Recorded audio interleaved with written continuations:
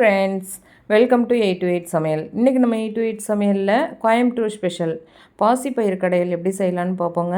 இது சாதம், தோசை கூட எல்லாம் சைடிஷாக சாப்பிட நல்லாயிருக்கும். ஸ்பெஷலாக ஆப்பத்துக்கு சூப்பரான சைடிஷ்ஷுங்க, ட்ரை பண்ணி பாருங்கள்.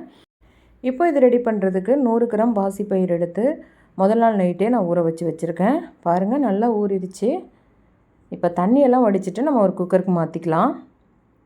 மாற்றிட்டு இப்போ இது கூட 10 பல் பூண்டு எடுத்திருக்கேன், அதையும் சேர்த்துக்குவோம். பூண்டு கொஞ்சம் அதிகமாக சேர்த்துக்கோங்க, நல்லாயிருக்கும் கடையில்.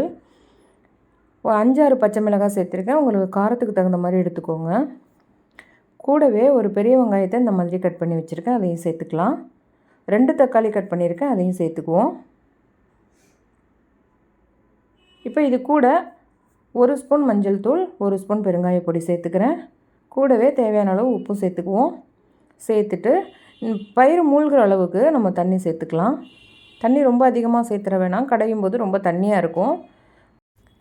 நம்ம குவான்டிட்டி எவ்வளோ எடுக்கிறோமோ அந்த அளவுக்கு நீங்கள் அந்த மூழ்கிற அளவுக்கு தண்ணி இருந்தாலே கரெக்டாக இருக்குங்க. இப்போ நம்ம இதுக்கு மூடி போட்டு 7 விசில் விட்டுக்கலாம். பார்க்கலாம், ஸ்டீம் ரிலீஸ் ஆகிடுச்சு. பாருங்கள், நல்லா வெந்துருச்சு. இப்போ அது நல்லா நம்ம கரண்டி வச்சே கடைஞ்சி விட்டுக்கலாம். 7 விசில் விட்டிங்க அப்படின்னா இந்த மாதிரி நல்லா கரண்டியால் கடையிறதுக்கு ரொம்ப ஈஸியாக இருக்கும். இப்போ நம்ம இதுக்கு தாளிச்சிக்கலாம். ஒரு தாளிப்பு கரண்டியில் 2 ஸ்பூன் எண்ணெய் சேர்த்துருக்கேன். எண்ணெய் சூடானதும் 1 ஸ்பூன் கடுகு, 1 ஸ்பூன் ஜீரகம் சேர்த்துட்டு கூடவே 2 வரமிளகாய், 1 கொத்து கருவேப்பிலையை சேர்த்து நல்லா தாளித்து அந்த பருப்பில் நம்ம சேர்த்துக்கலாம்.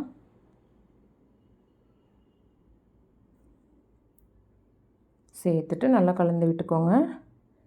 கடைசியாக 1 ஸ்பூன் நான் நெய் சேர்த்துக்கிறேன். இது உங்களுக்கு தேவைன்னா நீங்கள் சேர்த்துக்கோங்க. நெய் சேர்த்திங்க அப்படின்னா ரொம்ப டேஸ்ட்டாக இருக்கும். கடைசியாக கொஞ்சமாக கொத்தமல்லி தழை தூவிக்கலாம்.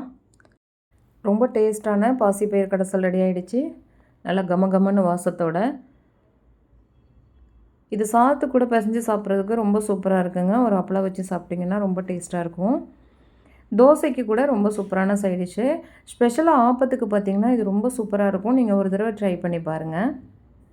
இந்த வீடியோ உங்களுக்கு பிடிச்சிருந்தா 8 to 8 சமையலுக்கு லைக் பண்ணுங்கள். உங்கள் உறவுகளுக்கும் நண்பர்களுக்கும் ஷேர் பண்ணுங்கள். மறக்காமல் நம்ம சேனலுக்கு சப்ஸ்கிரைப் பண்ணுங்கள். தேங்க்ஸ் ஃபார் வாட்சிங்.